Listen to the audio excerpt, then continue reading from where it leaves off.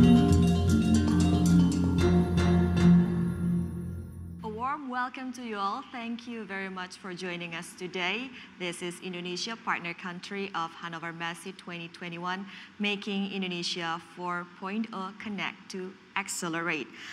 We are delighted to bring you today's panel discussion.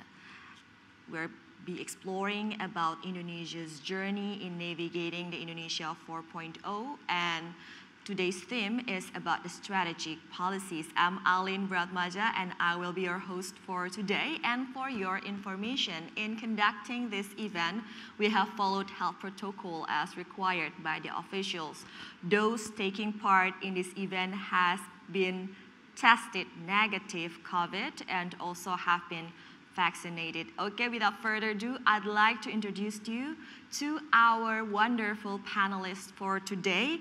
First one, we have Dadan Kusdiana, Director General of New Renewable Energy and Energy Conservation, Ministry of Energy and Mineral Resources.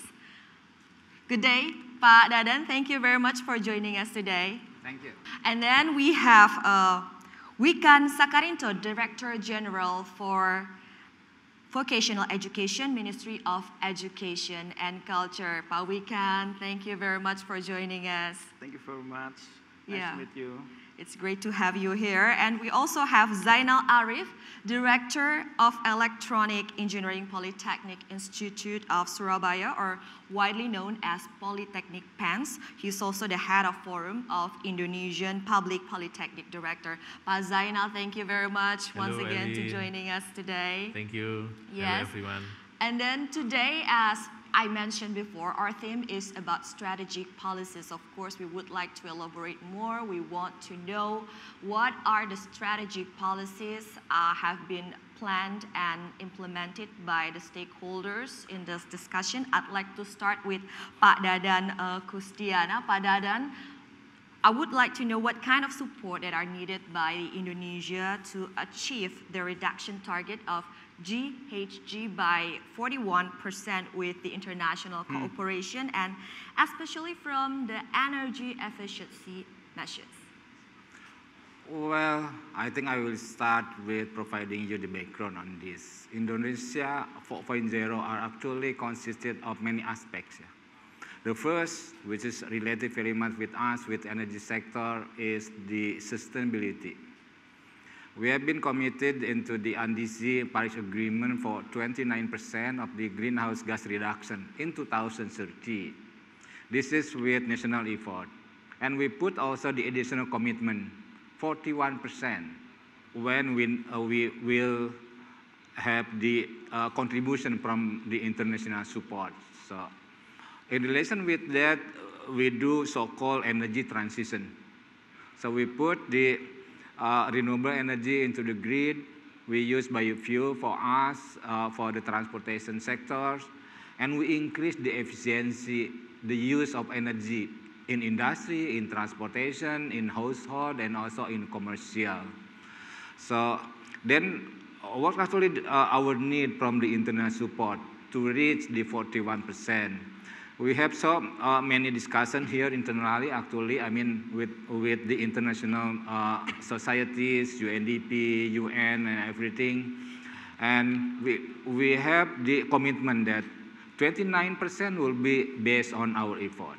And we need your support when we will increase the target from 29 to 30, for example, or even to 41. So this is the commitment so far. From the energy sector, actually, we are on the track. We put renewable energy, we have energy efficiency, we have also the use of clean technology, and the other is to optimize the reclamation area from the mining sectors.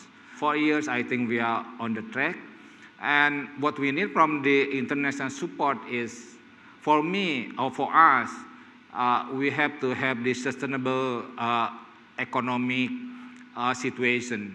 So we are inviting the investment on this actually. But what kind of investment for energy? What kind of investment for the energy efficiency? So there are at least two things. The first is the use of technology. when we do the energy efficiency in industry, then we need to increase the technology. It's not only just to switch off the lamp, but also we have to put the technology there. By this, I think we'll have the sustainability in the other aspect. It's not only the sustainability in climate, in clean energy, but also sustainability in terms of the process, because it will be providing the benefit in the business sector. Yeah. It can help us also during the pandemic here to have the additional jobs, opportunities of the projects, and we have a series of the activities actually for the energy efficiency. It's not only just to go to the manufacture, but we have the supporting activities, for example, in terms of the energy transition. The industry can put solar rooftop. They can have additional clean energy with the good price of the cost. Yeah. And we have put it also into the implementation from the government, the use of high efficiency of equipment, the lamp, refrigerator, or everything that used mainly in the industry, in household, in commercial. Yeah, so just to conclude that we would like to have the contribution from the international societies in the form of the investment. Yes, Thank you. We also do our part, Pak Dadan. And you mentioned before the importance of sustainable energy and investment in technology. This is also closely related to how we build our education system, Pak Wikan. Right, so I'd like to know also from the education side, how can we strengthen the vocational education and training in Indonesia to meet those challenges, like to support our goals in sustainable energy and to answer the challenges of Industry 4.0. I'd like to know what are the programs being carried out by the ministry right now, Pak Wikan. Oh, yes. I think we have been quite clear, as Pak Dadan explained, about the challenge from the energy sector. Just taking example from energy sectors. We have to be able to provide human resource who really are competent and really match with what they need from the industry. So we have to make sure that we really have to convert the demographic bonus to become the power instead of demographic burden or demographic disaster. So that's one thing. That's just one thing from energy sectors. There are still other sectors that we have to take care of. For example, food security, tourism, industry or manufacturing, and etc. So the thing is, we really have to be able to provide human resource who are competent, not only as a worker, but they someday have managed to be entrepreneurs. So soft competence with human resource, that's our priority. So link and match, that's the policy. So we have to link our vocational educations with the industry and make them to be really matched with what industry needs. First thing is that it used to be like link and match MOU signing and taking photograph and put the newspapers. That is ceremonial. Yeah, that's very much ceremonial. We were too much on ceremonial, and so we're shifting now. Yeah, all of a sudden they could declare that, okay, we are already link and match with industry, but still MOU signing. So yeah, link and match that we apply currently is that first is, of course, curriculum should be really matched with what industry need. Next thing is soft competence, soft skills, project-based learnings. Number 3, we have to invite the teachers, not only from our side, but from expert from the industry. So instead of they wait in the backside, so we want them to move further. Okay, let's cook together. So Interesting. not only making the curriculum together, the recipe together, but let's cook together. So teachers from industry should be really increased in terms of the hours of teaching. Next thing is that internship should be minimum of 1 semester internship during within the curriculum. Minimum 1 semester. Could be 2 or 3 semesters. It depends on what the vocational schools or vocational university with industry agree. Number 5, certificate of competence. Next thing is that applied research should be triggered or to be driven by the real case from industry. Next, we could think of regular training for teachers by industries and also commitment of absorbing our graduates. So that's what so-called 8+1 package of Link and Match. Not only MOU signing, ceremonial. And last but not least, we were too much focusing on hard competence. So we want to shift to not only hard competence, but also soft competence to be able to provide not only competence worker in the operational, but also leaders and also entrepreneurs. I think that is the thing that I would like to let you know what we are going with what we are doing now to deal with the challenge from industry. How's the response from the industry so far? It's about how we communicate. So our minister always said that we have to do it together, or gotong royong. So we ask the industry not to wait in the backside, but move to the upward. Let's cook together, let's prepare together. Once we communicate with industries, okay, instead of they wait for our productions, but they are not satisfied, it's not match what we want, so they have to retrain again, they have to invest for the training, for the on-the-job training. So why don't why don't we add their teaching material into our curriculum? Normally, it works. But of course, it takes time. We have to communicate to all industries and all stakeholders. Yeah. So I see that Pak Dadan nodded many times to what Pak Wikan has said. Do you want to add something, Pak Dadan? Yeah, I think this is a very great idea, yeah. I am very interesting to, at least to the energy sector, because that really actually the problem here domestically, that we are facing the problem in terms of the the skilled workers. Yeah. So very interesting that Pak Wikan mentioned the certification of competence. This is that we are promoting. This is that we are also proposing to, I don't know, to who, probably to your office also, that we need such kind of mechanism of the certification, then it can guarantee that the industry gets the qualified person. Yeah, I think in the future there will be a lot of needs for skilled. As long as we do it together. Yeah. As long as we cook together. Skilled So talents in energy conservation, for example. The food that we produce is exactly what they want. Yes. Okay, now I'd like to go to Pak Zainal. How ready our polytechnics are in Indonesia in facing the industry of 4.0, Pak Zainal? Okay, thank you, Alin.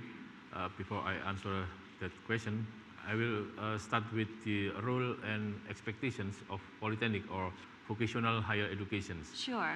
We know that the polytechnic should provide the education system, vocational education system, so the students who study in the polytechnic, they will equip with the knowledge, and then with the skill, and then the important thing is with the attitude, or we can say they have to learn about the hard skill and also the soft skill. And after they finish their education system, they may become an employee in the industry or in the manufacturer process, or they may become an entrepreneur or technopreneurs. But we also facilitate them if they want to continue their study in the higher level such as in the Master of Applied Science. As we know that polytechnics also establish the higher education level in the Master of Applied Science. And then we have to have a good collaborations, strong collaborations with the industry, as Pak Dirjen mentions. And through this good collaborations, we can conduct many activities, such as internship programs, and then also the visiting expert from industry to give a view to our students. And the important thing is we also can conduct the curriculum collaborations. So through that activities, we can minimize the gap between the education process and with what industrial need. So through this many activities, we also can transform the learning process of our polytechnic, not only for the teaching polytechnic, but also the innovative polytechnic, and also the applied research polytechnic. And at the end, we want the polytechnic to become the entrepreneurial polytechnic. And the important factors for facing this fourth industrial revolutions, we also have to strengthen the center of excellence or the center of technology in each polytechnic. Because from this center of excellence, we can support many activities for our lecturers as well as for our students. We can conduct such a teaching factory and also the incubator business, and the important thing also is certifications for our students. So through that activities, the students or the graduate will more ready to face the labor market, as well as they can catch up with the rapid development or rapid change of the technology. So hopefully the impact of these many activities, the polytechnic can contribute to the national economic to the Indonesia. So, but of course we have to fulfill the minimum standards of human resources, and also the facility for our institutions, and then we have to fill in with the supported program for our lecturers as well as for our students. Well, we can feel free to add if you have some thoughts. Yeah, of course, I'm quite glad to hear one of our director of our polytechnics explain that very nice design of very nice scheme of education in polytechnic, in higher educations of vocationals. Okay, but I have to tell you, not only higher educations, but also vocational high schools, SMK, and also training centers. That's what we cover, what we call on vocational training and vocational educations. But anyway, as we listen to Pak Dadan, not only current challenge, but the fourth industrial demand, it demands us that it should be more smart system and more creative systems. So if industry wants to survive, they have not only to increase the productivity, but also the smart systems and etc. So 4.0, again and again, our human resource, not only dealing with what we face now, but in the futures, our human resource should be more creative and should come up with the strong mindset of innovations, leaderships, communication, and etc. This is what Pak Zainal explained about the system, the teaching factory, the curriculum, and etc. Yes, smart system, and also Pak Zainal highlighted collaboration, working together. So talking about collaboration, how's the new era of Industry 4.0 in supporting the implementation of energy management from your side, Pak Dadan? Well, I think that there are at least two aspects. Yeah. The one mentioned by Pak Wikan, this is the human resources, but the other, of course, technology. Yeah. Again, I'm repeating the word of technology many times because for industry, this is very important aspect. Yeah. We need monitoring system, real-time monitoring system of industry. How much energy being used at that time. It has to be equipped with the good sensor, good software, and of course, good human resources. So we have to have both. It's not only the technology, which is mainly now coming from outside, but then the human resources, this is our chance now.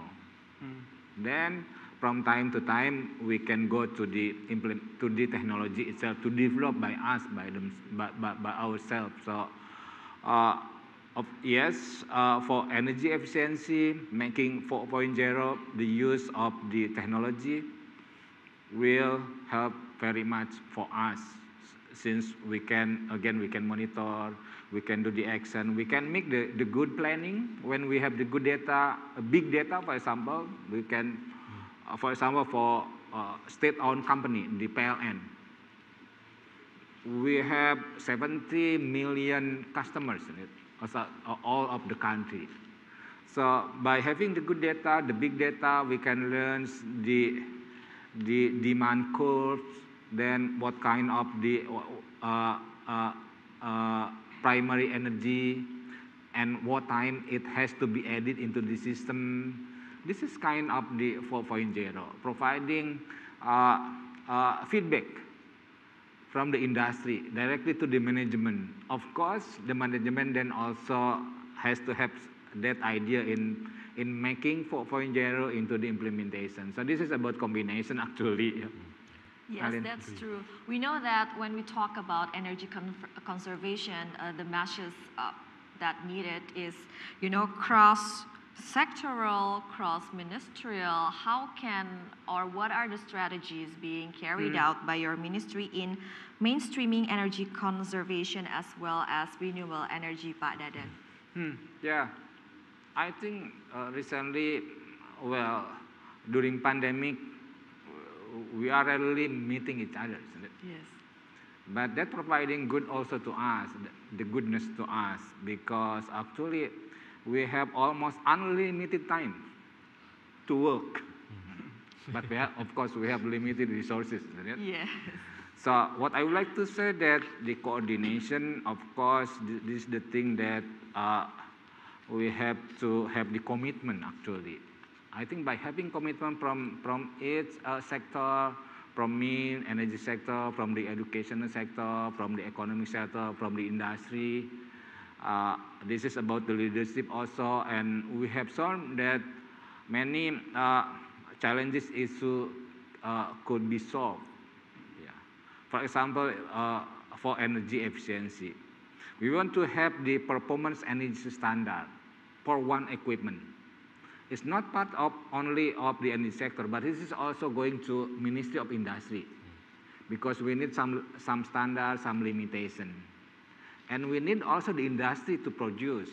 And we need also the qualified person to monitor, to do that kind of activity. So, but of course, this is interrelated sectors, but we did already.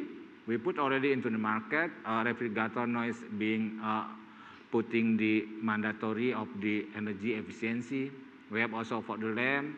This year we add more equipments, and I think local content is also important aspect here to us. Can I add? Yes. Can I add something?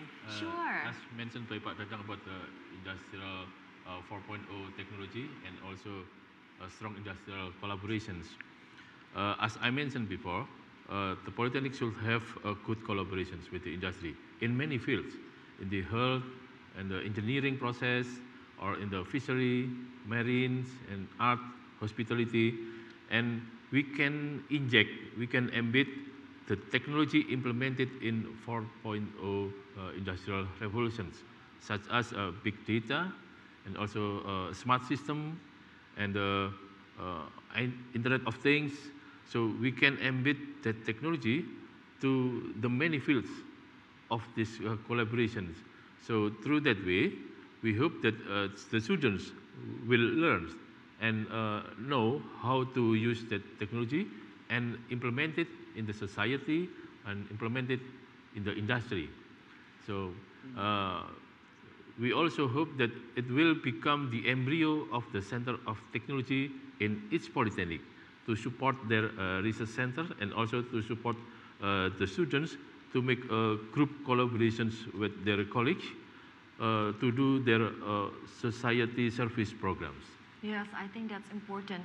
As mentioned by Pak Dadan, IoT can play a great many role roles. in energy efficiency and energy conservation. Just concerning what Pak Dadan explained, they expect at least two main factors. First is human resource. We have been discussing that quite a lot now. But next thing is technology. Technology with more smart system, AI and everything. So to deal with these two challenges from Pak Dadan, we apply the curriculum within the Link and Match 8 plus I. So we apply the curriculum that can answer what Pak Dadan expect. Not only human resource, but also project-based learning in many fields or in many majors. So there are a lot more project-based learning in the curriculum. Curriculum will be a lot more project-based learning, real products, and when they graduate, they already have the portfolio of products that they come up during the schools. And still related to energy, we talk a lot about EV battery as new renewable energy, and then how can our education system provide the talents to support our EV battery industry, as we have a lot of the resources for that. The research that I just explained, not only done by our vocational students. So our vocational students should work together with academic students from bachelor, master, and doctoral. When we talk about vocational, we talk about vocational high schools, applied bachelors, applied magisters, or applied masters. The challenge about the battery should be conducted, the research should be conducted together, not only vocational, but also students from academic, magister or doctorate. So for example, students from Polytechnic PENS ITS, they have to work together to conduct the research with students from, for example, Gadjah Mada University, from magister or from doctoral. Collaboration once again. And also they have to conduct the research also within the industries by support of industry. Okay. And maybe you can add about the progress of that research. Yes. Because it's still challenging. Yes, of course. In Polytechnic, beside collaborations with the industry, they also have research together with the forum of the Polytechnic together. So there are many innovation products can be produced from that collaborations. And the important thing is, within this research, we also involve our students, so they can learn how to communicate each other, how to manage the project, and the important thing, they will study about the soft skills. Yeah. So that's the important thing. Yeah. Is that right, Pak Chechen? I would like to add one information about in Gadjah Mada University, for example, the research centers or the research group now conducting research on battery. We are going on that issue together with the Ministry of ESDM, and also working together with students from PENS ITS. But anyway, it's still challenging, of course. But we are working on that. Okay, I'd like to know from Pak Dadan Kusnadi, do you think what kind of support or incentives that can be given by our government to energy users in promoting energy efficiency in the country? Yeah, but first I would like to respond for this issue. Yeah, Yes, for us, sure. I think this is important in the national level. But I would like to touch into the renewable energy implementation as the supporter for the providing the access into the people, in particular in the remote area. Yeah. We have very good, successful experience working with Polytechnic, I think, in Bandung, and also with vocational school, I think, are located in Central Java. This is the implementation of small scale of micro hydropower. So Polytechnic developed the technology actually. They do the research. Well, this is working together with ITB, but then design and also making that actually the turbine. Small scale turbine up to 100 kilowatt, this is enough to provide the electricity for 200 households. So they are there already. I mean, we did already, but we have so huge countries, isn't it? The opportunities, the challenges are there. So yeah, I think it's nice to have this kind of discussion. Then we can put together our commitment on that part. And then for your question, Alin, what is actually the support from the government for energy efficiency? Again, I would like to provide the example on this. There is so-called ESCO, Energy Service Company. They are the investor. Actually, this is the investor. They put their money, they send the land, for example, in the building, the government building, for example, or others, and get the return by the saving, actually, the saving they get from the implementation of energy efficiency. And it doesn't work. Why? Because the regulation. The regulation doesn't say that it can go to multi-years project, for example. This is kind of regulation that now currently we are working on. We are drafting the government regulation to allow that kind of business, that kind of the mechanism, this kind of the implementation are okay here in accordance with the finance law system in the country. By this, I think it can grow. You see, when Ministry of Education, for example, the universities, the school, the high school, well, I don't know, maybe thousands. So you can work together on that part. Government doesn't need to add money, additional money for that activities. Rather than the government to use the existing budget, then you will have the good, clean, and safe energy all over the country. So I think that would be probably one of the specific support that we are currently preparing for the energy efficiency. Yes, talking about support and incentives as to support for super tax reduction. Yes, for vocational education And super tax for the reductions, industry that's supported. also quite helpful. If we can use super tax reductions, industry can spend quite a lot of budget, and it will be deducted payment of the tax. It is quite very much interesting. Yes. So this Merdeka Belajar concept can be really working on by support of this scheme. How many companies have been taking this opportunity Yeah, I have to build vocational training? Okay, and I don't remember by head, education? but it gets more and more because we have to communicate about this policy from the Ministry of Is it attractive Finance. enough for them? It should be attracting and should be attractive, but yeah, we have to communicate. But it gets more and more in terms of the number of companies or industry who apply or who use this super tax reductions incentive. Yes. It's 200%. It's a lot. It's a lot. Extraordinary. Yeah, X rupiah, and they can claim for 2x rupiah. Yes.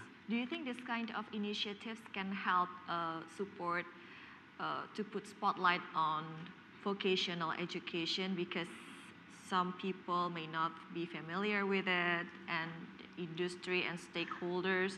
How can we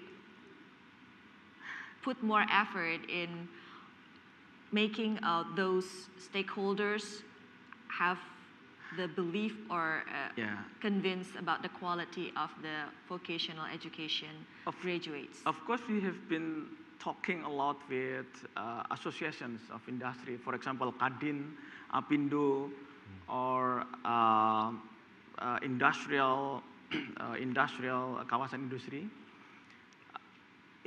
Probably 100 or maybe more than 100 companies. We've been talking much about supporters reductions.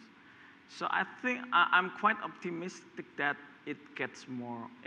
We will have more industries. There will be more industries who are attracted. So we have like 3 minutes left. I'd like to each of the panelists give your closing statement. How can we do our part in making Indonesia ready for the Industry 4.0? Okay, let me first, very short, 4.0 industrial challenge. And we have listened to the demand of industries. So we have to work together. Not only education sector, but also industrial or labor market sector work together to educate our young generations. Soft competence, next thing. Link and match, of course, very comprehensive. Merdeka Belajar as the holistic system or holistic scheme that our minister developed. And last but not least, super tax reductions can be the thing that we can work on further. Interesting. A lot of initiatives ahead. And Pak Zainal. Okay, thank you. So the first one is we have there is a important about the soft skill as mentioned by Pak Dirjen. I'm very agree with that. And the second is we have to about the 4.0 international industrial revolution itself. We have to embed the technology which is implemented in industry in our education system in order to catch up the development or the rapid change of technology implemented in industry. And then the third one is we have to increase the third-party involvement in education process. We have to increase the number of industry who will involve in our education process, as mentioned by Pak Dirjen, by tax deduction. So I think it's the good idea and the good way for the industry to enter to the education process. Thank you. Thank you, Pak Zainal, and Pak Dadan, your closing statement. Yeah, I believe that the initiative of Indonesia 4.0 will provide us more opportunities as well as also the challenges, in particular to increase our sustainability, especially in putting more clean energy into the grid, into the use of energy in our society. Thank you. Okay. Thank you, Pak Dadan Kusdiana, Pak Zainal Arif, and Pak Wikan Sakarinto for the very insightful and also engaging session. I really appreciate it. And next, we'll be talking about the journey of making Indonesia 4.0, the strategic policies from the Ministry of Trade, Ministry of Industry, and as well as from the Indonesia Investment Coordinating Board.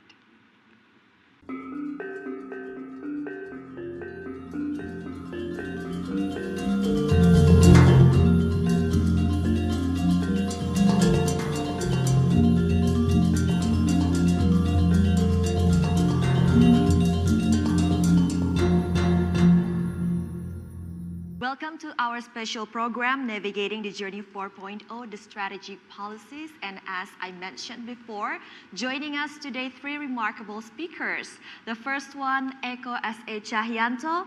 Thank you for joining us today, Pak. Thank you for inviting me to speak here. Of course, our pleasure. And also we have Iqmal Lukman, Deputy Chairman for Investment Promotion from the Indonesia Investment Coordinating Board. Welcome to our program, Pak Iqmal. It's good Thank you. to have you here.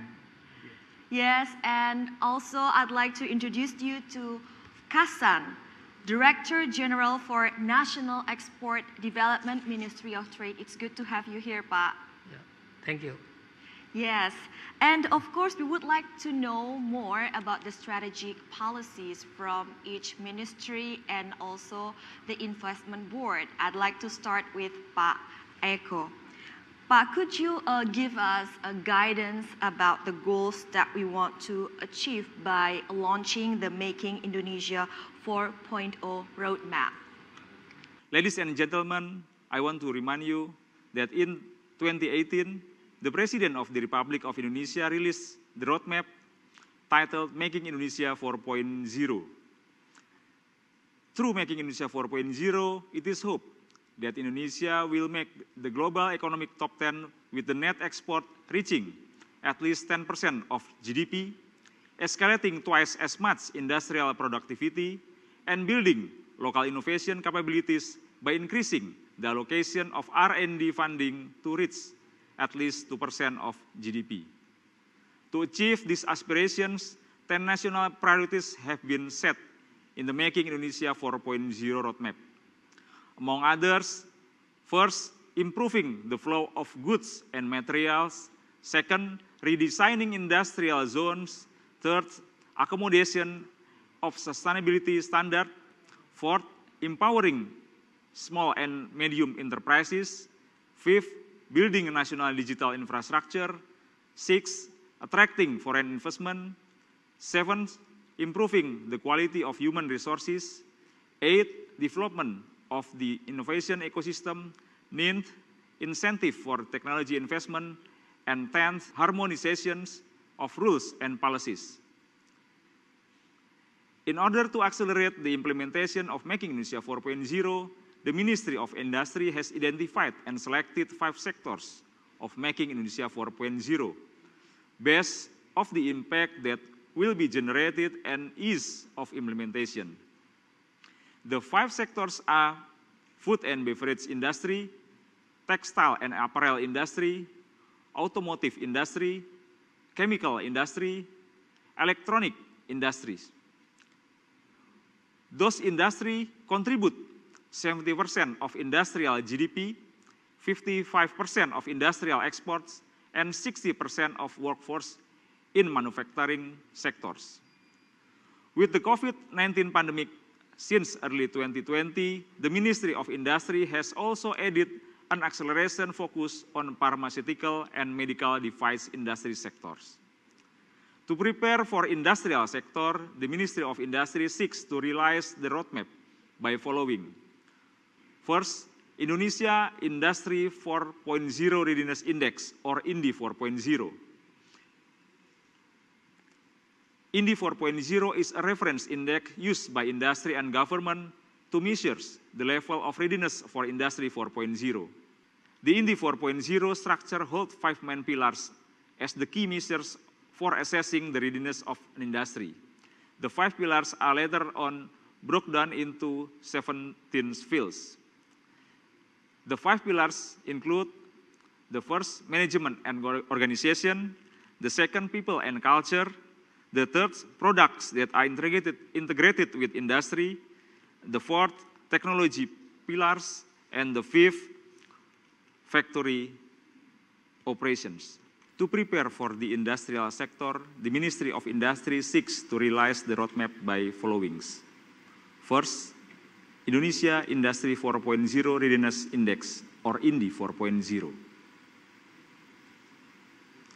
Second, Industrial Innovation Ecosystem 4.0, or SINDI 4.0. The third, Center for Digital Innovation and Industrial Human Resources Development, or PD 4.0. And the fourth, Smart Industrial Parks. It is hoped that smart industrial parks can provide a multiplier effect by increasing investment and export, creating demand from new economic centers, and increasing the downstream of natural resources. Thank you, very comprehensive, Pak Eko. In one of your presentation, you mentioned that one of the goals that we hope to achieve by launching Making Indonesia 4.0 is to attract foreign direct investment, which is closely related to what will be presented by Pak Iqmal. I would like to know, Pak, what investment facilities are offered and served by our country to attract foreign direct investment, and of course, because we also like to attract the business relocation. Would you elaborate more on that, Pak Iqmal? Thank you, Alan, for my opportunity. So, this is guest, honorable guest. I would like to share with you about the latest update of the investment climate in Indonesia. As you might know that UNCTAD, the United Nations Trade and Cooperation and Development, already mentioned that the global FDI last year going down, decreased around 34 and up to 40%. But we are, Indonesia, fortunately, still enjoy the growth of the investment. Our investment in Indonesia still growth around 2.1%. Even the FDI still going down, just minus 2.4%. So we still enjoy about the growth of investment. So the question why investment still growth in Indonesia? The main reason because this is about the presidential decree number 7 2019, where all the delegation to issuing business license already delegated to BKPM on behalf of the ministry, agency, or regional government. So that's why the investor just come to our services. We call it is an online single submission. Yeah, this coordinated by BKPM. So the investor just need to find, if investor want to have the business licensing, just come to our online single submission. What we call it is RBA, risk-based assessment. So I would like also to share with you that this presidential decree is strengthened by the job creation law. Yeah. The omnibus law. Yeah, the omnibus law. In international say omnibus law, Yes. but here is we call it the job creation law. Yeah. So this job creation law or omnibus law strengthen the presidential decree number 7 2019, where all the license just put in our one-stop service in online single submission. So all the regulation, all the law put in one system in online single submission. So investor just come to the online single submission just to find the information, to find the licensing, and also to have the facilitation from our office in Streamlining BKPM. the business. Yeah, right. And then I would like to share with you one of the indication that I think is very good for you to think about Indonesia. This is about the business relocation. Yeah, maybe 2 years ago, World Bank already announced that there were 33 multinational company went out from China to out of the China due to the trade war between US and China.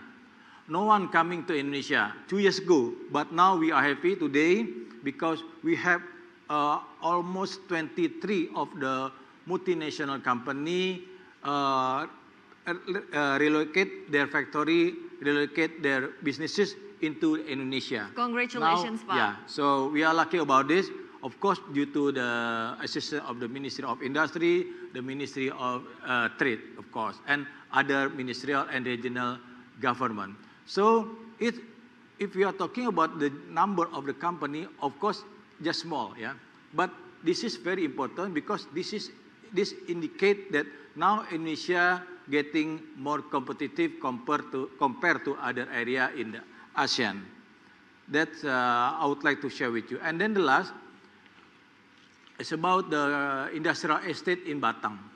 2 years ago, no company coming to Indonesia due to the business relocation from the China.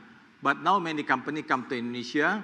One of the reasons why they don't want to come to Indonesia because of the high price land in Indonesia. Land in Indonesia is very expensive at the time. But due to this problem, to this case, our president initiated to set up to establish industrial estate in Batang in order to find the very competitive location for the foreign investment in Indonesia. Why we can compete with other area in ASEAN? This is just because of we can control the price of land because this land belong to the government. That's I would like to offer to you. Thank you. A lot of initiatives have been carried out to streamline the permits for those investing in Indonesia. And I've heard that you have a video also that you would like to share with us today, Pak. Yeah. Okay, let's watch the video together. Our streets are suddenly quiet. Our people too. Our kids can't go to school. Can't play outside and make friends. This generation is glued to screens. This crisis has hit us all very hard. But we are managing well. We are adapting. We remain vigilant. We are resilient. Because this is how we were raised. To never give up. If there is anything COVID-19 will teach us, it will be new forms of caring. It has shown us how we are all connected to each other. We are now more connected than ever. In this unprecedented time, we want to make it easier for the businesses. Yang menghambat investasi, semuanya harus dipangkas. What do you think about red tape in Indonesia? Reforms such as the recent one on omnibus law would for sure help strengthen the Indonesian economy by increasing productivity, competitiveness, and ease of doing business, while at the same time reducing excessive bureaucracy. What makes your company invest in Indonesia? What are the key drivers? BASF has been investing in Indonesia for 45 years. Indonesia has the important qualities for business to thrive: dynamic market, fast developing customer needs, and overall energy and optimism that propels the country forward. Huge market, and they see the abundance of resources, natural resources, mineral resources, but also human resources. If you have a suggestion for the government of Indonesia on how to improve the investment climate, what would that be?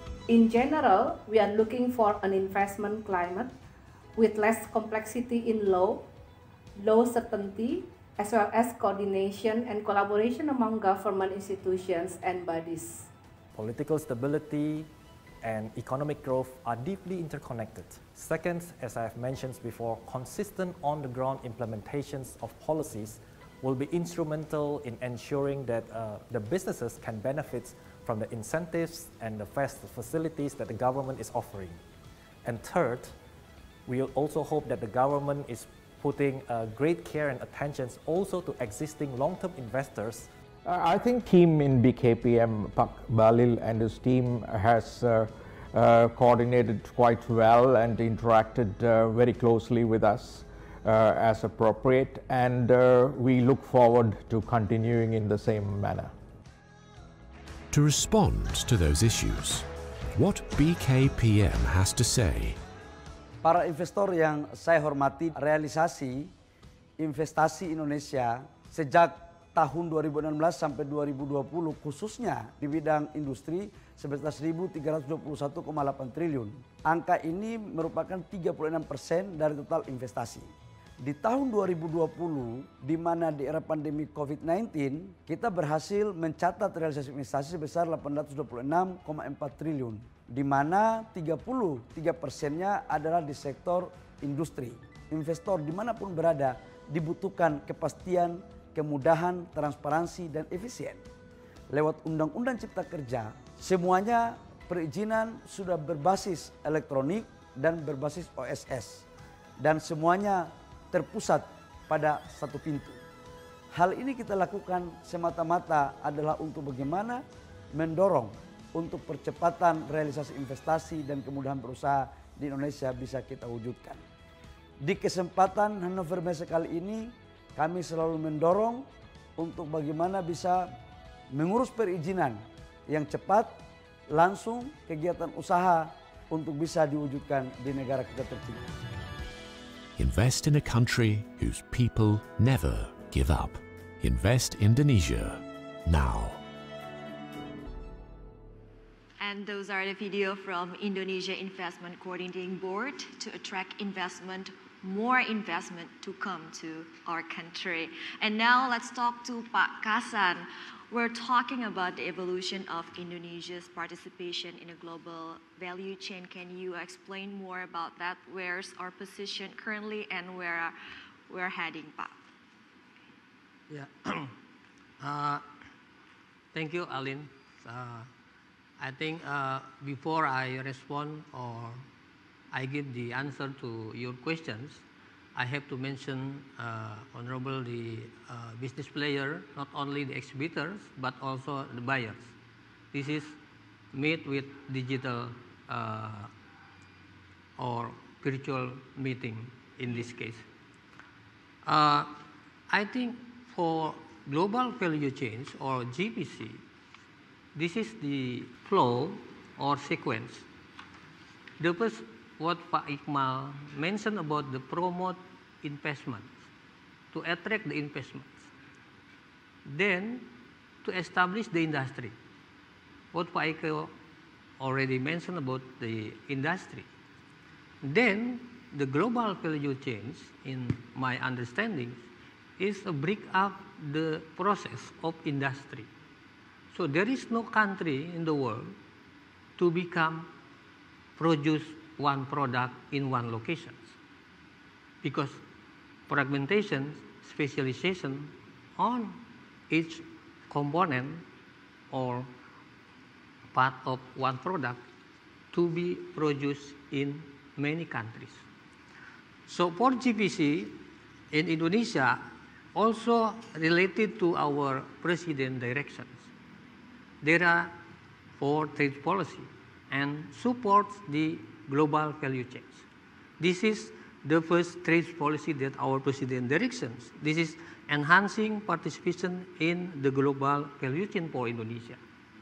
I think what Pak Eko explained about 10 industries and also the industries that to become the priorities in this event, I think and I am sure most of these industries for Indonesia is to become the part of this GVC.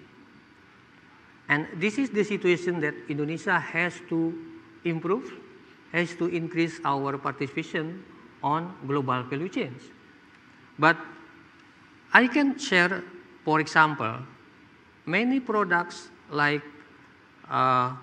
crude palm oil and derivative products, electronics, chemical products, automotives, rubber and rubber products, footwear, and also the fish and fish product. This is part of the food and beverage. So all these industries or these products, this is has the global value chains in the world. And also what Pak Iqmal mentioned about the MNC to come to Indonesia to establish this company in Indonesia, I think this is can increase, can improve our Indonesia participation in global value chains. So for the next future, I am sure, I am optimistic that Indonesia can improve, can increase our participation on global value chains. Bring together with our colleagues from BKPM and also our colleagues from Ministry of Industry. So this is part not only our jobs, but also this is our collaboration jobs. Me, Pak Iqmal, and also Pak Eko. Thank you, Alin. Working together. Working So, together. other than attracting more investment to come to Indonesia to boost the position of Indonesia in Indonesia's participation of the global value chain, what other measures or efforts that will be carried out by the Ministry of Trade to increase our participation in the global value chain, Pak Hasan? Yeah, we have to refer our situations. Yeah, right now, digital economy is very huge economy. For example, refer to our data from any sources. So this year, this digital economy is very huge. It's almost 44 billion US dollars and will be increased more than 124 billion US dollar in the next 5 years. So why I think our policy on digital transformations is needed, is very important for Indonesia. So because we have to transform our economy from based on or depend on the natural resources like mineral and others to become the manufacturing and services. And second is services integrations. As Pak Iqmal mentioned about the OSS. So this is also the part of transformation of our digital economy. And next issues is about the simplification, our procedure, our permit and others, not only in our ministry, in Ministry of Trade, but also in BKVM, in Ministry of Industry and other ministry line by line to make sure that the simplifications using the digital is very important to bring up our economy from natural to manufacturing and also to services. So I can give the example many transformation of digital, for example, for certification of country of origins and digital signature, not only in our ministry, but I'm sure right now in Indonesia, all ministries already done about the digital signatures. And why I think the theme of the event is the Indonesia Making 4.0, because there is one of the issue or topic in Indonesia 4.0 is about the digital transformation. Thank you. Okay. Digital transformation. So I'd like to go to Pak Eko. Maybe this also to as a closing statement as well. I'd like to know, when we talk about the digital transformation, I've heard that the Ministry of Industry have launched this INDI 4.0 to measure the readiness of a company for its digital transformation. Would you elaborate more on that, Pak Eko? Okay, Alin. In implementing the roadmap of Making Indonesia 4.0, we need an assessment. INDI 4.0 is the assessment to identify where the industry in Indonesia, their positions. INDI 4.0 has 5 indicators to identify level of readiness of each industry. We need to know how the management and the organizations set up their policies in implementing Industry 4.0. Also, how the people and culture in industry ready to implement the Industry 4.0. Products that are integrated with Industry 4.0 in their company, how in the process. Then the technology they have. The last is the factory operations. Those indicators set up the states of the readiness of the industry. The situation in pandemics, we know, accelerate the needs of the more readiness of the industry.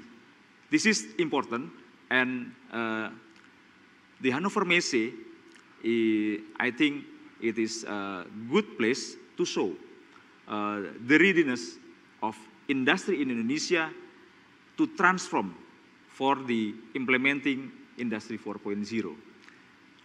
This is the place we can show, so that's why in these occasions, in this Hannover Messe, we show